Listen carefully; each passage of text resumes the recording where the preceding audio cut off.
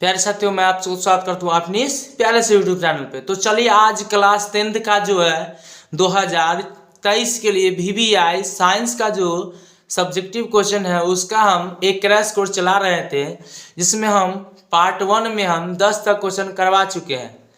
तो अब हम आज से पार्ट 2 लेकर के आए हैं जिसमें हम 11 से क्वेश्चन करवाने वाले हैं। तो ये काफ़ी महत्वपूर्ण क्वेश्चन है। तो क्लास 10th में जो इस बार 2023 में जो 13 तारीख से आप लोग एग्जाम देने जाएंगे, तो यही यानी उसी स्टूडेंट के लिए है, ये काफ़ी महत्वपूर्ण क्वेश्चन है। तो आज हम जितने भी क्वेश्चन देंगे आप लोग है या तो इसको रो करके कॉपी में लिख लीजिएगा, नहीं तो स्क्रीनशॉट मार करके इसको याद कर लीजिएगा, ताकि आप लोग को एग्जाम में जो भी महत्वपूर्ण क्वेश्चन आएगा वो आपके लिए काफ़ी महत्वपूर्ण है। तो चलिए, तो क्वेश्चन को हम आगे करवा रहे हैं। काफ़ी महत्वपूर्ण क्वेश्चन है। तो देखिए 11 नंबर क्वेश्चन क्या कर रहा है कि प्रकाश संश्लेषण क्या है। तो प्रकाश संश्लेषण यानी हम तीनों सब्जेक्ट से लिए, फिजिक्स, केमिस्ट्री और बायोलॉजी से। हाँ, अगर आप लोग इससे पहले वाले 10 क्वेश्चन को नहीं किए हैं तो आप लोग है इस चैनल के हम प्लेलिस्ट में या लिंक यानी इसके डिस्क्रिप्शन बॉक्स में डाल देंगे, तो आप लोग उसमें से पहले पार्ट 1 देख लीजिएगा। तो चलिए, तो प्रकाश संश्लेषण क्या है। तो प्रकाश संश्लेषण वैसा प्रक्रिया है जिसमें हमारे यानी प्रकाश संश्लेषण वैसी प्रक्रिया है जिसमें हरे पेड़ पौधे सूर्य के प्रकाश की उपस्थिति में वायुमंडल से कार्बन डाइऑक्साइड, जमीन से जल तथा खनिज लवण प्राप्त कर अपना भोजन कार्बोहाइड्रेट के रूप में बनाते हैं। क्या बोला है कि प्रकाश संश्लेषण वैसी प्रक्रिया है जिसमें हरे पेड़ पौधे सूर्य के प्रकाश की उपस्थिति में वायुमंडल से कार्बन डाइऑक्साइड, जमीन से जल तथा खनिज लवण प्राप्त कर अपना भोजन कार्बोहाइड्रेट के रूप में बनाते हैं। प्रकाश संश्लेषण की क्रिया कहलाती है। तो इसमें एक इसका यानी एक समीकरण दिया गया है, तो समीकरण भी देख लीजिए क्योंकि काफ़ी महत्वपूर्ण है। हाँ, अगर मान लीजिए कि आप लोग इस वीडियो में जो देख रहे हैं इस परिभाषा, अगर इससे अच्छा अगर आपको कोई अलग सा ही परिभाषा याद की है तो आप उसको ही याद कर ले, लेकिन क्वेश्चन यही देख लीजिए कि प्रकाश संश्लेषण क्या है, क्योंकि बहुत महत्वपूर्ण क्वेश्चन है। तो चलिए अगले क्वेश्चन को भी लेकर के आते हैं। अगले क्वेश्चन देखिए 12 नंबर क्वेश्चन क्या कर रहा है। 12 नंबर क्वेश्चन कर रहा है क्या कि स्वपोषण को परिभाषित करें, यानी स्वपोषण यानी उसको परिभाषित करना है। तो यह भी एग्जाम के लिए काफी महत्वपूर्ण है। तो वैसा पोषण जिसमें जीव अपना भोजन स्वयं बनाते हैं। क्या बोला है कि वैसा पोषण जिसमें जीव अपना भोजन स्वयं बनाते हैं स्वपोषण कहलाते हैं। काफी महत्वपूर्ण है और काफी आसान परिभाषा भी है। तो जैसे में हरे पेड़ पौधे, आप लोग का अभी के समय में कि आप लोग को कैसे याद कर लेना है ताकि एग्जाम में अगर क्वेश्चन आए तो छूटे नहीं, क्योंकि क्लास 10th का यानी मोस्ट क्वेश्चन सब है इसमें। प्रीवियस क्वेश्चन भी इसमें डाला गया है। तो देखिए पहला क्वेश्चन क्या है, उसके बाद 13 नंबर क्वेश्चन क्या कर रहा है कि जाइलम तथा फ्लोएम के बीच में अंतर स्पष्ट करें। तो ये भी क्वेश्चन आप लोग देख लीजिए। अगर क्वेश्चन बैंक जितने भी स्टूडेंट देखे हैं उसको आप लोग देखे होंगे कि इसमें क्या काफी महत्वपूर्ण क्वेश्चन है, जाइलम एवं फ्लोएम का अंतर। तो देखिए आगे अगला क्वेश्चन क्या कर रहा है। तो देखिए, तो पहला क्या अंतर दिया हुआ है, तो जाइलम और फ्लोएम में। तो जाइलम की कोशिका मृत होती है, फ्लोएम की कोशिका जीवित रहती है। यह जल एवं घुलित यानी दूसरा कह रहा है कि यह जल एवं घुलित खनिजों का स्थानांतरण करता है, यानी इसमें जल का जो घुलित जो खनिज होता है उसको स्थानांतरित करता है। फिर कह रहा है यह खाद्य पदार्थों का स्थानांतरण करता है। इसमें जल एवं घुलित खनिजों का बहाव सिर्फ ऊपर की ओर होती है। तो तीसरा कह रहा है इसमें फ्लोएम में कि इसमें खाद्य पदार्थों का स्थानांतरण ऊपर से नीचे दोनों ओर होती है, यानी ऊपर नीचे दोनों ओर होती है। तो देखिए, तो इसके बाद नेक्स्ट क्वेश्चन हम लेकर के आ रहे हैं। देखिए नेक्स्ट क्वेश्चन क्या कर रहा है, 14 नंबर क्वेश्चन देखिए क्या कर रहा है। सो कर रहा है कि वाष्पोत्सर्जन को परिभाषित करे। क्या है? वाष्पोत्सर्जन को परिभाषित करे।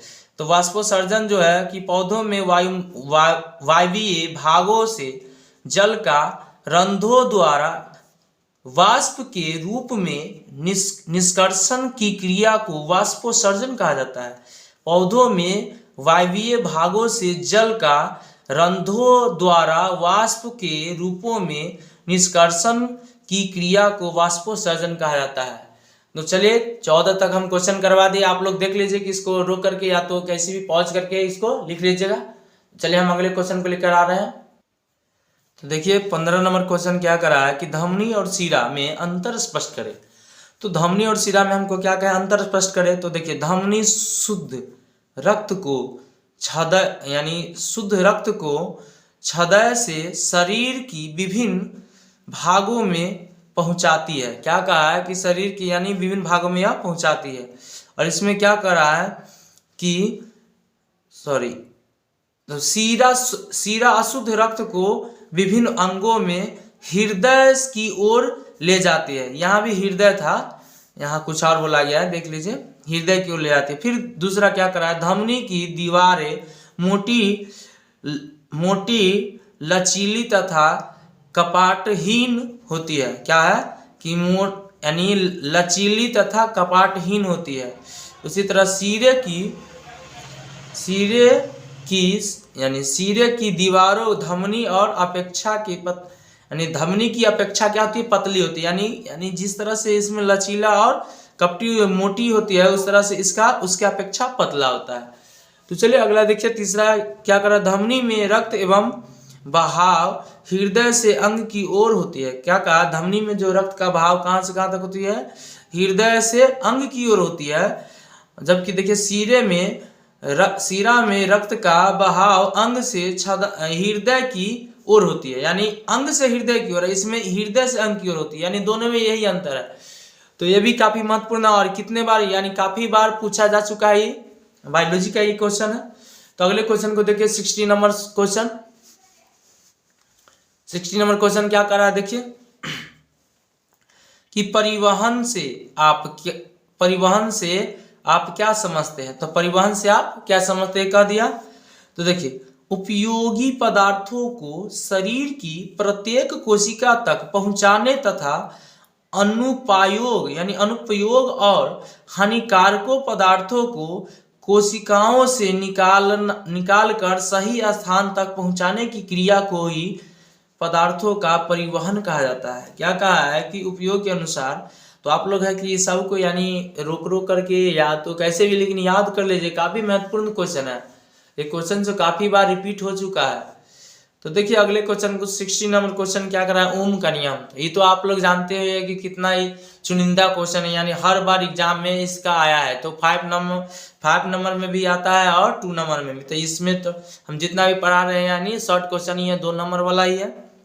ओम के नियम को लिखे। क्या कहा, ओम के नियम को लिखे। तो देखिए ओम के नियम को क्या करा कि किसी नियत ताप पर चालक के सिरों के बीच का विभवांतर चालक से प्रवाहित धारा का समानुपाती होता है। इसे ही हम लोग ओम के नियम के रूप में जानते हैं। तो क्या कहा कि किसी नियत ताप पर चालक के सिरों के बीच का विभवांतर चालक से प्रवाहित होने वाली धारा के समानुपाती होता है। इसे ही हम लोग क्या कहते हैं, ओम के नियम कहते हैं। और भी समानुपाती आए। तो जब भी हम समानुपाती का चिन्ह हटाते हैं तो मेरा आर एक नियतांक के रूप में आता है। तो V बराबर I इंटू आर, जहाँ आर एक नियतांक है जिसे चालक का प्रतिरोध भी कहते हैं। वही चीज का है। तो काफी महत्वपूर्ण क्वेश्चन है। तो चलिए हम अगले क्वेश्चन यानी 18 नंबर क्वेश्चन को लेकर के आ रहे हैं। देखिए 18 नंबर क्वेश्चन क्या कर रहा है। तो देखिए करा कि समस्थानिक किसे कहते हैं। क्या कहा, समस्थानिक किसे कहते हैं।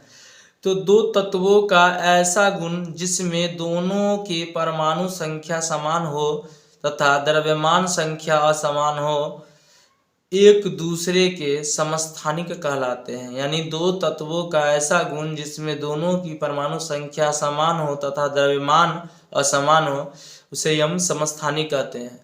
तो ये भी महत्वपूर्ण क्वेश्चन है। तो देखिए आगे हम क्वेश्चन को लेकर क्या रहे हैं। तो देखिए अगला क्वेश्चन क्या कर रहा है कि हाइड्रोकार्बन किसे कहते हैं, यानी संतृप्त हाइड्रोकार्बन और असंतृप्त हाइड्रोकार्बन में अंतर बताइए। तो ये क्वेश्चन काफी महत्व। तो देखिए कार्बन और हाइड्रोजन के संयोग से बने यौगिक को हाइड्रोकार्बन कहते हैं। क्या कहा है कि कार्बन और हाइड्रोजन के संयोग से जो मिल के बनता है उसे हम क्या कहते हैं, हाइड्रोकार्बन कहते हैं। तो हाइड्रोकार्बन जैसे CH4, देखिए कार्बन है एक हाइड्रोजन, जब दोनों का संयोग हुआ तो क्या हो गया मेरा ही हाइड्रोकार्बन। उसी तरह C2H6 ये भी मेरा क्या हो गया, कार्बन का संयोग हो गया, यानी कार्बन और हाइड्रोजन का संयोग हो गया, जिसका आंसर क्या हो गया, ये मेरा हाइड्रोकार्बन हो गया। तो आगे देखिए कि इस दोनों में क्या कहा था कि संतृप्त और असंतृप्त में अंतर भी हमको दिखाना है। तो संतृप्त और असंतृप्त में देखिए अंतर क्या कहा है कि इसमें कार्बन परमाणु एकल बंध द्वारा बंधे होते हैं, यानी इसमें जो जुड़े होते हैं। तो कहा कि इसमें कार्बन परमाणु है एकल बंध द्वारा क्या होता है, जुड़े रहते हैं। और इसमें देखिए क्या कर रहा है, इसमें कार्बन परमाणु द्विबंध या त्रिबंध द्वारा जुड़े होते हैं। क्या कहा, द्विबंध या त्रिबंध द्वारा जुड़े रहते हैं। उसी तरह से अगला क्वेश्चन क्या कह रहा है कि यह अधिक क्रियाशील नहीं होते हैं, इसमें कार्बन परमाणु की चारों संयोजकता हाइड्रोकार्बन से पूर्णतः संतृप्त होते हैं, यानी इसमें चारों हाइड्रोकार्बन से जुड़े होते हैं। उसी तरह से इसमें कार्बन परमाणु के चारों संयोजकता हाइड्रोकार्बन से पूर्णतः संतृप्त नहीं होते हैं। तो यही इसका, और ये काफी महत्वपूर्ण क्वेश्चन है। हो सकता है इसको 5 नंबर में भी डाल दे क्वेश्चन को, ताकि एक ही साथ परिभाषा भी रहेगा, वो भी रहेगा, तो आ सकता है। तो चलिए अगला क्वेश्चन को हम देखते हैं। अगला क्वेश्चन देखिए क्या कह रहा है। तो अगला क्वेश्चन मेरा कह रहा है क्या, 20 नंबर क्वेश्चन कि प्रकाश का वर्ण विक्षेपण से आप क्या समझते हैं। तो समझ करते होंगे यार कितना महत्वपूर्ण क्वेश्चन है। तो देखिए काफी महत्वपूर्ण है। तो जब श्वेत प्रकाश को किसी प्रिज्म से होकर गुजारते हैं, यानी गुजारा जाता है, तो यह 7 रंगों में बट जाते थे, यह 7 अवयवी रंगों में विभक्त हो जाती है। तो हम लोग वही आसान भाषा में बोलते हैं कि जब श्वेत प्रकाश को किसी प्रिज्म से होकर गुजारते हैं तो यह 7 रंगों में बट जाती है। तो इसी घटना को हम क्या कहते हैं, इसी घटना को ही हम प्रकाश का वर्ण विक्षेपण कहते हैं।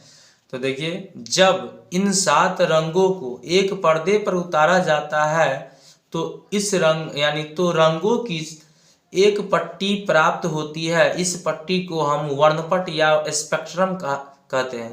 तो देखिए इसी में है कि अगर वर्णपट या स्पेक्ट्रम कहेगा तो यहाँ से हम लोग लिख देंगे, यहाँ से देखिए कि जब इन 7 रंगों को, यानी उसी में मिला करके, कि आप देखिए कैसे बना देंगे कि जब श्वेत प्रकाश को किसी प्रिज्म से होकर गुजारते हैं तो यह 7 रंगों में विभक्त हो जाता है, और इन्हीं 7 रंगों को एक पट्टी पे प्राप्त किया जाता है, और इन्हीं पट्टी को ही हम क्या कहते हैं, स्पेक्ट्रम या वर्णपट कहते हैं। देखिए वर्णपट या स्पेक्ट्रम कहते हैं।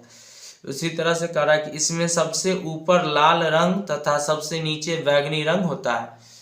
तो स्पेक्ट्रम में सबसे ऊपर क्या होता है, लाल रंग, और सबसे नीचे क्या होता है, मेरा बैगनी रंग होता है। तो हम वीडियो को यहीं पे समाप्त करते हैं। तो आप लोग को है कि हम इस दो दिन के अंदर 60 के करीब में क्वेश्चन है, 60 महत्वपूर्ण क्वेश्चन है। आप लोग इस 60 क्वेश्चन को करके जाइएगा तो आप लोग को काफ़ी महत्वपूर्ण, यानी काफ़ी एग्जाम के लिए बेस्ट क्वेश्चन है। तो आप लोग इस क्वेश्चन को स्किप नहीं कीजिएगा। हाँ, अगर आप लोग को वीडियो अच्छा लगा होगा तो अपने दोस्तों से शेयर कीजिए, और प्लीज़ चैनल को सब्सक्राइब कीजिए। तो क्लास को हम यहीं पे समाप्त करते हैं। तो अगले क्लास लेकर के आ रहे हैं। धन्यवाद।